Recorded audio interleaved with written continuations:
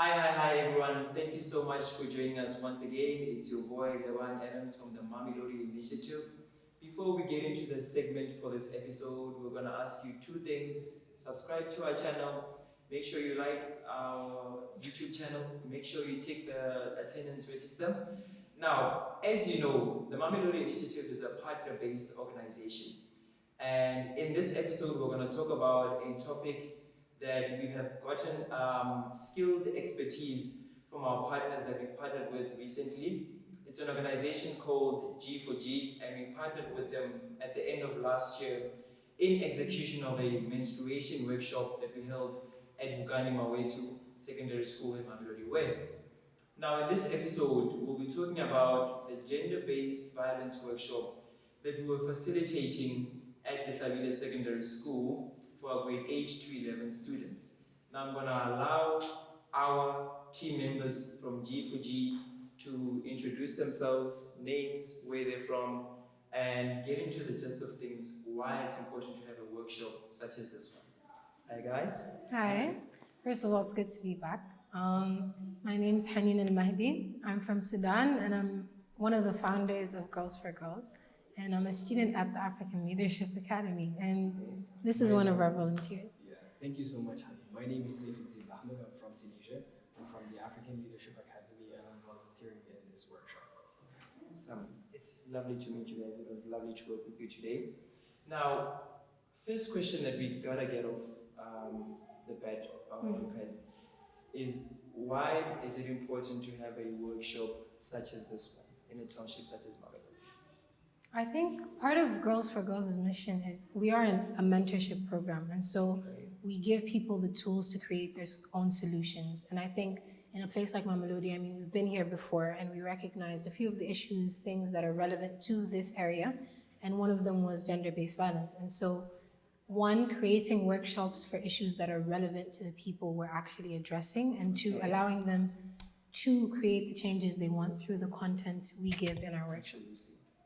And I think a smart addition that G4G did is including boys of the school, because boys are also stakeholders in gender-based violence, and it's an opportunity for us to address both sides. I like that you touched on that for addressing and raising awareness for both girls and boys. Why is it important? Why is it not just a singular conversation that's one-sided?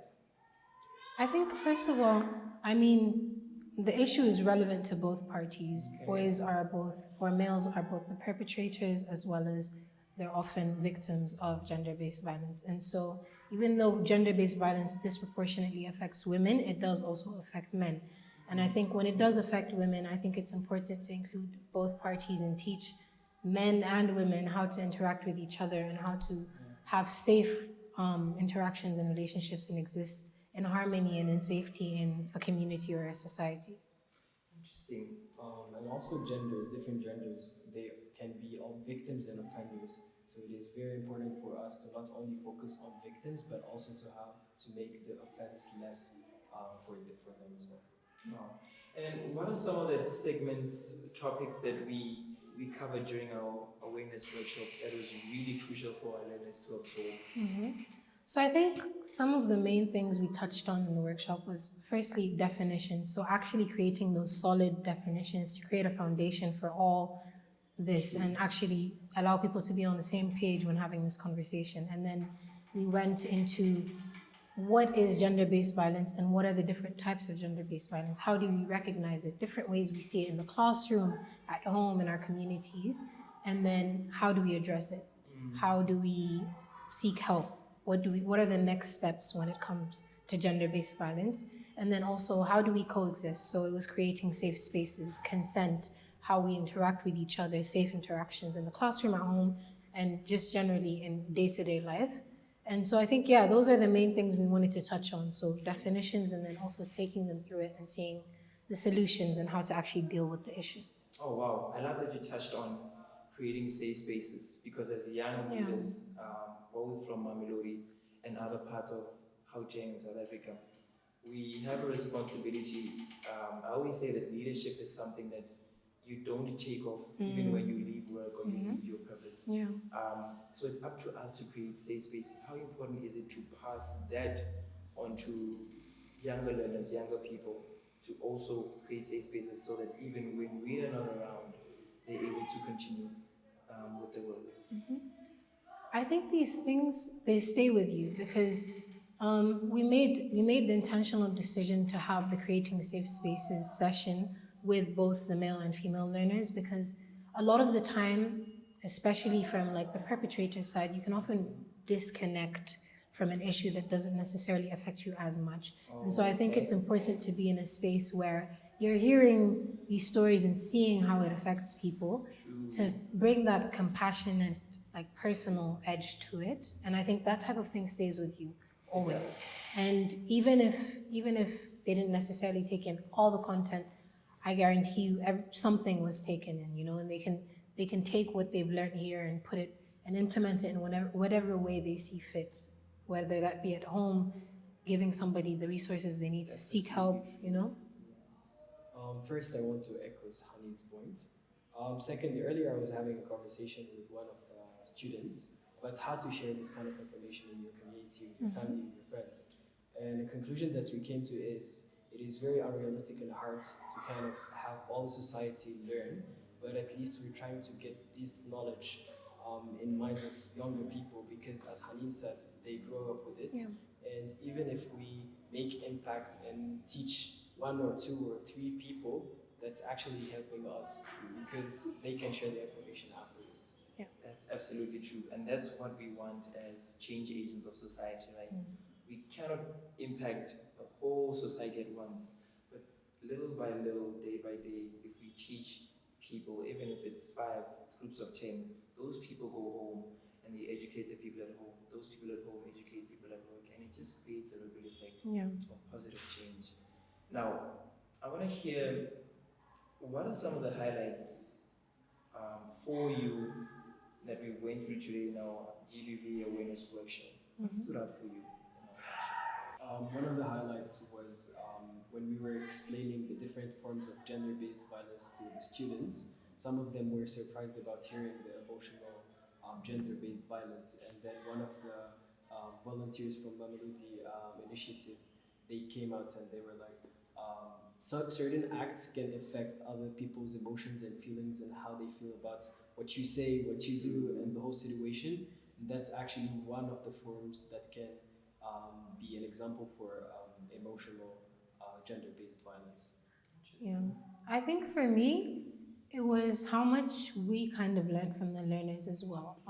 It wasn't just us talking to them and them absorbing the information. They were actually engaging and interacting and teaching us a lot about how the actual content applies to their context, because we intentionally made the content kind of vague, not vague in the sense that they could apply it to their own context, and they did that. They did exactly that, and they told us about how they see these forms of violence in their everyday lives, the different ways they've dealt with it and experienced it, and what they kind of hope to see moving forward. So for us, it was also a learning experience, and we got to hear their experiences as well. All right.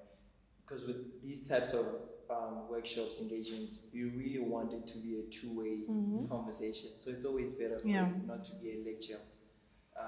But that's one of my highlights as well. My second highlight is that we made it really practical, in the sense that we introduced games, icebreakers, activities based on the content that we were delivering, and that was really a huge highlight for me. At the moment, we have to now hear from other team members from G4G, hear the highlights, what they've enjoyed about the awareness workshop, and what really stood out for them today. So we're now going to hear from our other team members from G4G, and what they've learned today, their highlights, and really what stood out for them in the awareness workshop. Over to you. Hi guys, I'm Mbaka. Thanks for having me again. I'm one of the co-founders and CEO of Girls for Girls Teens. Hey everyone, my name is Kinoti. I'm from Kenya, and I am volunteering at this event with Girls for Girls. What stood out for you today in the awareness workshop? I think how well it went, first of all. I thought there'd be a lot more, backlash and people not being as open to learning, because that's like my experience in my own like context and country, that's usually the response. But today was actually very, I guess, fruitful in people's responses and just how easy the conversations flowed. And even learning from the people we're teaching, that was such an amazing experience. Nice. Personally, it was mostly the genuinity of the responses from the learners, because a lot of the time, what we hear when we ask questions like what is consent or what is gender-based violence, it's usually biased or informed, and this was mostly like what they've seen in their houses, what they know from interactions with their friends, things that they've seen in daily life. And I think that really helps us understand exactly our audience, what they're thinking, what they know, what they've been exposed to, and how to move forward. Yeah. And what do you think the value that such a workshop brings, the significance of it, and the value that it brings into the lives of our students in Mamelodi and other directions? I think the value of the workshop is just the fact that it can be implemented in real time. Like even as we were conducting the workshop, watching people like learn the content and understand it in real time, watching them kind of digest it and start to apply it to their own lives. And it's useful in the fact that it only takes like one person to change something. The more you teach one person, they'll teach someone else. They'll go home and teach this to their younger siblings or to their cousins, or even learn that some of the behavior in the household is not sustainable and it's not good for their environment. And slowly by slowly, the environment as a whole changes. And being a younger age group, as they grow older, they will like use what we've taught today in their daily lives. And hopefully we're stopping a cycle. I would also like to speak to that because we are working with a younger audience, the future, quite frankly, and it's quite important what they hear, what they see, what they learn at this stage in life, because everything they hear, a lot of the things that they hear are new to them.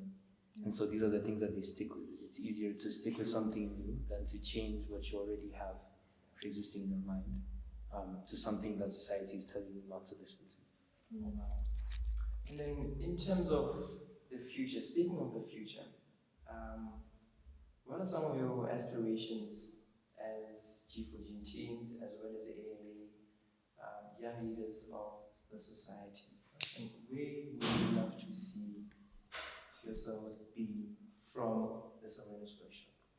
I think growth and having it implemented on a greater scale in Mamelodi. As we've done these workshops, we've learned to connect with the different learners and are slowly building a G4G cohort here in Mamelodi.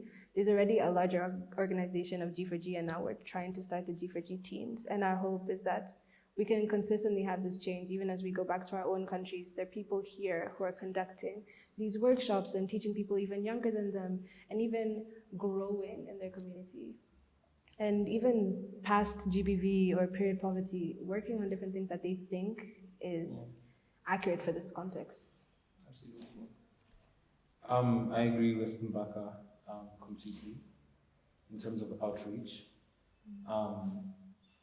You touch one person's heart, you touch one person's mind, and they touch 5 people's, and then they touch 15 people's, and then it continues to go and go and go. So I would say, I hope for G4G is that we just continue to touch that one person, and hopefully the future itself will show. There we have it, ladies and gentlemen. We've spoken to our talented and skilled team of volunteers from G4G, an awesome organization, as well as ALA. We talked about our highlights for the GBV Awareness Workshop that we delivered today. We spoke about what are some of the takeouts that we've learned from it, what value and significance does it have on the lives of our learners. And we've heard aspirations and inspirations from our team members as to how they would love to implement, similar programs and initiatives such as this one in the future. And we've heard that they want these organizations, these initiatives to be sustainable and continue in the future, to reach more learners, to reach more schools, to reach organizations. And from our side, we really thank you for being part of our audience, for learning, growing, dreaming, and achieving with us. We will have more content out during the year. Ladies and gentlemen, don't forget to subscribe to our YouTube channel. Tick the attendance register. Like, comment, share with your friends, family, and colleagues. Yep. This is Mr. Adams from the Mamelodi Initiative. See you next time.